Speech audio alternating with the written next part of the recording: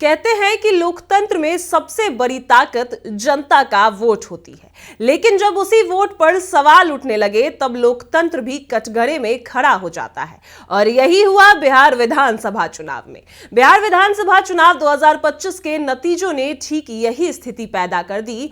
जो RJD party कल तक सत्ता की दहलीज पर खड़ी थी और आज वही जो इतिहास की सबसे बड़ी हार का सामना कर रही है। नेता प्रतिपक्ष तेजस्वी यादव, जिनके साथ जनसभाओं में जनसैलाब उमड़ता दिखा, वे सिर्फ और सिर्फ 25 सीटों तक ही कैसे सिमट गए? यह सवाल आज पूरे बिहार में गूंज रहा है।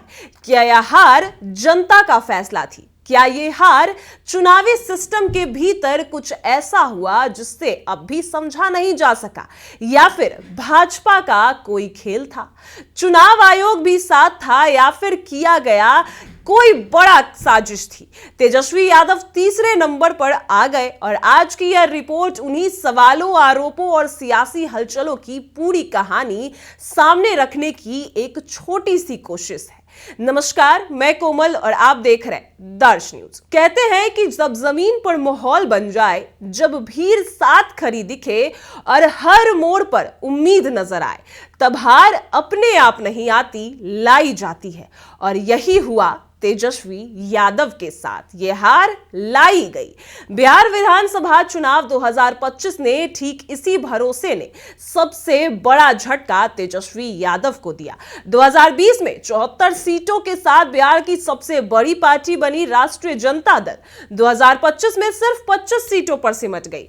महागठबंधन का ये जो हार है इतनी अप्रत्याशित रही कि उनके खुद के नेता कार्यकर्ता इसे पचा नहीं पाए। और सिर्फ वही नहीं, आरजेडी या महागठबंधन ही नहीं, एनडीए के नेता भी इस हार को नहीं पचा पा रहे। सच बाहर जरूर निकलता है। कहा जाता है कि झूठ ज्यादा दिन तक नहीं छिपता और सच सामने जरूर आता है, और ये हुआ भी, ये होता दिखा भी। आरजेडी ने, आपको बता दें कि 143 सीटों पर उम्मीदवार उतारे थे, लेकिन जीत सिर्फ 25 सीटों पर मिली और पार्टी का जो स्ट्राइक रेट है वो गिरकर महज 17.5% रह गया। कांग्रेस को 6 सीटें, सीपीआई-एमएल को 2, सीपीएम को 1, वीआईपी तो सीट ही नहीं ला पाई। और यह नतीजा आरजेडी के लिए 2010 की याद दिलाने वाला रहा, जब पार्टी को सिर्फ 22 सीटें मिली। फर्क सिर्फ इतना था कि तब आरजेडी पहले से ही कमजोर थी और अब आरजेडी मजबूत थी, और अब सीधे नंबर 1 से नंबर 3 पर आ गई। जब आरजेडी कमजोर थी भी नहीं, तब वो 3 नंबर पर आई, तो खुद से नहीं आई, वो लाई गई।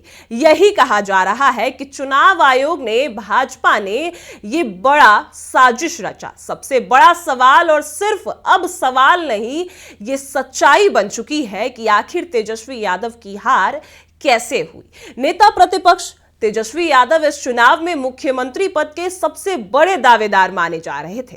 जिस तरह से उन्होंने पूरे बिहार में अधिकार यात्राएं की, बेरोजगारी, महंगाई, पलायन जैसे मुद्दों को उठाया, दिन में 17-18 रैलियां की, रात रात तक कार्यकर्ताओं के जमावड़े दिखे, कार्यकर्ताओं से संवाद किया, उससे यह साफ लग रहा था कि महागठबंधन इस बार सत्ता में बेहद करीब है। जनसभाओं में उमड़ती भीड़, जमीनी फीडबैक, हकीकत यही संकेत दे रही थी कि सरकार बदल सकती है। लेकिन जब नतीजा आया तो पूरी राजनीतिक गणित ही उलट गई। कहते हैं कि मैदान में जीत और सिस्टम में हार अलग अलग होती है, और यही से चुनावी प्रक्रिया पर सवाल उठने लगे कि आखिर तेजस्वी यादव की हार कैसे हुई। वहीं आपको बता दें कि चुनाव के दौरान भी हमने देखा कि किस तरीके से तेजस्वी यादव ने कई जगहों पर ईवीएम और स्ट्रांग रूम में जो गड़बड़ियां सामने आई, वो आरोप भी लगाते नजर आए। नालंदा जिले में ईवीएम के सीसीटीवी कैमरे बंद दिखे, कई घंटे तक बंद रहे। सिर्फ ये नालंदा की नहीं, भागलपुर के कहलगांव विधानसभा क्षेत्र में भी यही स्थिति देखने को मिली। जमुई, मुजफ्फरपुर के स्ट्रांग रूम के कैमरे भी बंद होने लगे और तस्वीरें भी सामने सामने आई और कई आरोप लगते रहे। वहीं सासाराम में भी ईवीएम से भरा ट्रक अंदर जाते दिखा और फिर अचानक बाहर निकलते हुए भी दिखाई दिया। उसी दौरान सीसीटीवी फुटेज भी बंद दिखाई दिया, जिसको लेकर भारी हंगामा भी हुआ। मोतिहारी में भी मतदान के दौरान मतदाताओं को बूथ के अंदर चुनाव चिन्ह दिखाकर प्रभावित करने के आरोप भी लगे। ये वो तस्वीर भी हम आपको दिखा रहे हैं। तेजस्वी यादव लगातार सवाल उठाते रहे कि अगर चुनाव पूरी तरह निष्पक्ष है तो निगरानी करने वाले कैमरे बार बार क्यों बंद होते हैं और चुनाव आयोग सिर्फ आश्वासन देकर क्यों चुप है, उसके कानों में जू क्यों नहीं रेंग रहा। जवाब यही है कि भाजपा का डर, भाजपा का दबाव, भाजपा का खेल। और यही तेजस्वी यादव ने कहा कि यह जीत भाजपा और एनडीए की जीत नहीं, मशीनरी की जीत हुई है, जनता की जीत नहीं हुई है। अब नतीजों के बाद तेजस्वी यादव कुछ समय के लिए बिहार से बाहर चले गए, खामोश रहे, कभी भी मीडिया से बातचीत नहीं की, अपने लोगों से बातचीत नहीं की और विदेश दौरे पर चले गए। लेकिन उसी बीच कपिल सिब्बल को दिए इंटरव्यू में उन्होंने खुलकर कहा कि यह जीत जनता की नहीं बल्कि मशीनरी की जीत है। उनका आरोप था कि सत्ता में बैठी भाजपा ने अपने प्रभाव और ताकत का इस्तेमाल किया और चुनाव आयोग सरकार के दबाव में काम करता दिखाई दिया।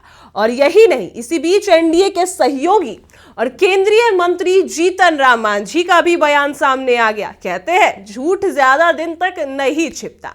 उन्होंने कहा कि पहले फोन करके उन्होंने अपने उम्मीदवार को जिता दिया, इस बार उनको पता नहीं चला तो इस वजह से वो नहीं जितवा पाए। इस बयान ने वोट चोरी और चुनाव पारदर्शिता पर सवाल खड़े किए और इस जवाब को और मजबूत कर दिया। और कहा जाता है कि झूठ जो नहीं छिपता वो इस तरीके से बाहर आया। नीतीश और भाजपा सरकार कहती है कि वोट प्रभावित नहीं होता है, तो उनके नेताओं ने ही जो साफ साफ बयान दिया कि वोट प्रभावित किया जाता है और उन्होंने किया भी, क्योंकि सत्ता में वो है, सत्ता उनके हाथ में है और कुछ भी कर सकते हैं। और यही हुआ तेजस्वी यादव के साथ, यही हुआ महागठबंधन के साथ। लेकिन दिलचस्प बात यह रही कि जिस आरजेडी को बिहार में बुरी तरह हार मिली, वही पार्टी केरल में 63 सीटों के साथ भारी बहुमत से जीत दर्ज करती नजर आई। यही वजह है कि महागठबंधन और विपक्ष ये मानने को तैयार नहीं है कि बिहार में हुई हार उनकी स्वाभाविक हार थी, ये उनकी बड़ी हार थी। हार के बाद तेजस्वी यादव की राजनीतिक और व्यक्तिगत चुनौतियां भी बढ़ गई, क्योंकि राबड़ी आवास को खाली कराने का नोटिस मिल गया और यह भी खेल नीतीश और भाजपा सरकार का था। वहीं परिवार के भीतर भी आरोप प्रत्यारोप और पार्टी संगठन में बड़े बदलाव की चर्चाएं तेज हो गई और कहा जा रहा है कि तेजस्वी यादव जैसे ही बिहार लौटते हैं बड़ा एक्शन ले सकते हैं, संगठन में व्यापक फेरबदल करेंगे, प्रदेश अध्यक्ष मंगलीलाल मंडल को भी बदल सकते हैं और भीतर घातियों को बाहर करेंगे जो भाजपा की गोद में जाकर बैठे हैं और जिसने भाजपा का मदद किया।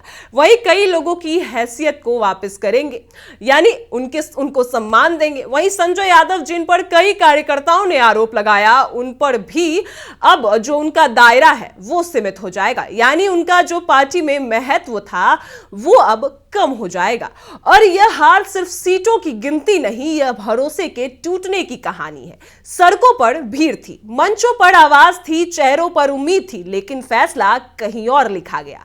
कहा जाता है कि वोट जनता का सबसे बड़ा अधिकार होती है, पर जब उसी अधिकार पर सवाल खड़े होने लगे तो जनादेश भी संदेश बन जाता है। और आज बिहार यही पूछ रहा है, यह जीत वाकई जनता की थी या फिर मशीनों की कहानी।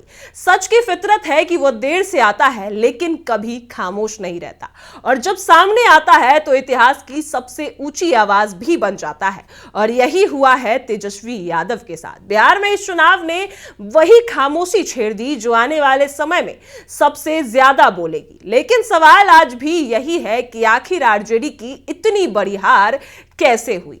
आखिर चुनाव आयोग ने फैसला क्यों नहीं लिया? इतने आरोप लगे लेकिन चुनाव आयोग एक्शन क्यों नहीं ली?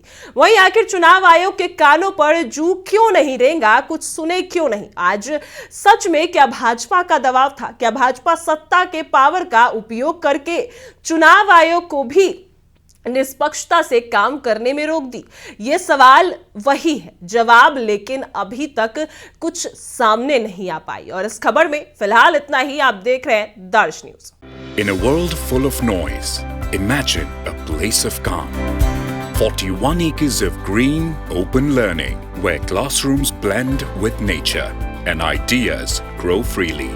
Vidya Vihar Residential School, a cosmopolitan campus with world-class facilities, rich libraries, modern labs, arts, sports, and care for every child. A campus that shapes minds and hearts.